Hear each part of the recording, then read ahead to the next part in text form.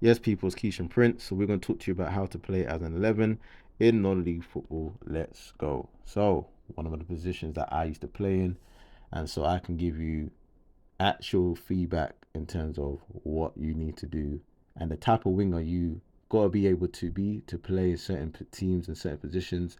For example, some of you are probably an inside winger like a Hazard, like a Neymar, but then some of you may like a touchline winger, like a Yannick Bolasie, like a Aaron Lennon, like a Gareth Bell. CR7 had two phases to his career when he was more of a touchline compared to the inside. And so it always depends on type of your team strategy, but you need to be able to play both. So let's get straight into the video. And like I always say to you guys, non-league is all about form. And I keep stressing that because I've seen teams change 2 to 3 times in a season where managers have been sacked and that team's changed managers 2 times in a season and basically your position is under threat. So don't ever think that, okay, I can just get away with just playing rubbish one weekend. You are replaceable. And so you have to always look to learn and look to try and get better, or else you'll find the next training session, the gaffer will get somebody else in or ask one of the captain's friends and say, listen, you've got anyone else? Blah, blah, blah. Yeah, bring him down. Let me see him. I've seen it happen. You understand? So let's keep learning and growing. So let's get straight into the video. So the two types of wingers we're going to talk about today. The first one is the outside winger.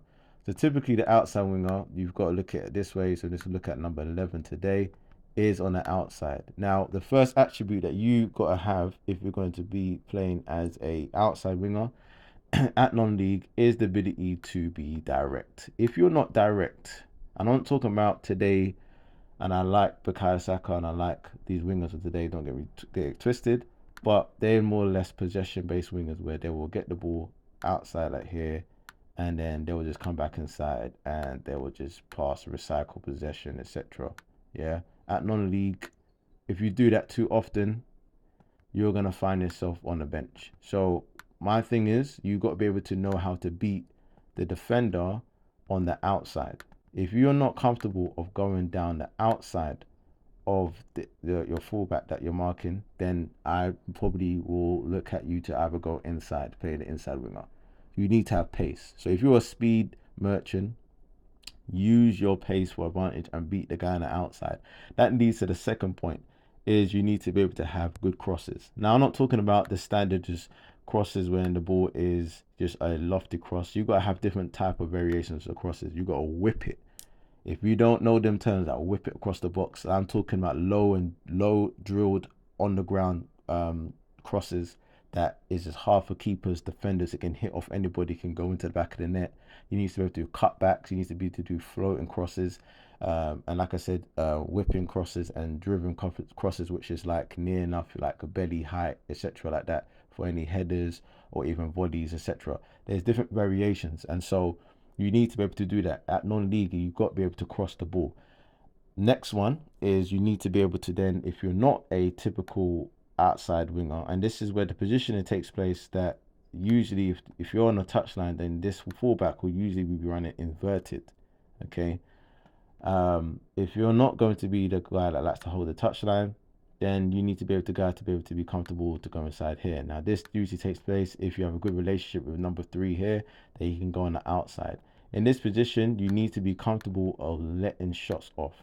So doing training sessions where, I remember again, I used to train with Fabio, it's about Larko, and one of the drills we used to do is get a touch, 2 touch, out your feet, 3 touch, sorry, touch out your feet, and then shots. Yeah, very important at non-league level and even at the pro game, the ability to get the ball out your feet and shooting long range shots. If you're a guy who's like a Coutinho, Thiago, Iniesta sort of build, but you're a technical winger, then you need to be able to have the ability to shoot, be able to ability to do very good passes in to break lines, through balls behind the defense. I've seen a lot of National League managers prefer wingers that can play that role of inside and allow their fullback to be the guy running outside, because they typically don't play the inverted role like we see at the top of the game. It's more or less crosses on the outside. So usually you'll find a lot of National League teams, not all of them, but majority of them will have prefer the winger to be inside the space here. And the next one I want to also talk about as well, you need to have the ability to be brave, take risks. All right, that goes along with being direct, but taking risks. Okay, it's okay to make mistakes if you're a winger at non-league, because the game is at 100 miles per hour. You got to be willing to cause this brother here nightmares, and that's why you got to be able to have certain moves where, like I always tell people, you need to have a skill to go down the line, whether it's a step over or push, or you need to have a roll and a truck to come inside. But you need to have an effective skill that you can go down the line and beat a man with. A player that I could say that reminds me of that could play really well in non-league and Premier League is someone like Doku, for example. Very direct. Um, Obviously, if you're dealing with a fullback that's going to be very tight on you, then you got to do the next thing, which is the final thing I'll talk about, is have good movement. If your movement is poor at this level, you will find yourself again struggling to get space. I've seen guys at League One under 21s go down on loan to Ryman Premier clubs and they can't get in space because the line's so high. And I'm saying to him, all you got to do is, if the ball's here and the man's up your bum, you just got to go short to go long. Simple. Your movement should be like that. Or if you want to get ball to feet, you just got to go long and then come to short. These are the sort of movements. Sometimes you got to do 2 or 3 moves because the defender is that good. But you've got to be able to move. And also the final movement you want to be able to do is the one where you can, if the ball is near enough here, you can kind of run in between the fullback and the right back here. That little channel run here. All right. So what I used to tell players, and I still do it today, is I let them do, when I train certain players, we actually do wide receiver drills in the NFL, like wide receiver drills. It's crazy, but it works. Like routes, for example, going here and doing the L, doing the U. So you go here, you come here, and you box off here. Or you could do the curl like a C. There's different type of routes that I train wingers to do, because if you can be a winger that can get in behind without using the ball, you will be an effective weapon for many teams. So get your movement on lock. Some of you want to get the ball to feet and dribble and beat man, but if you've got a pace and you've got movement, that itself is another weapon. You understand? So let me know what you think about this and then any other positions, and let's keep going.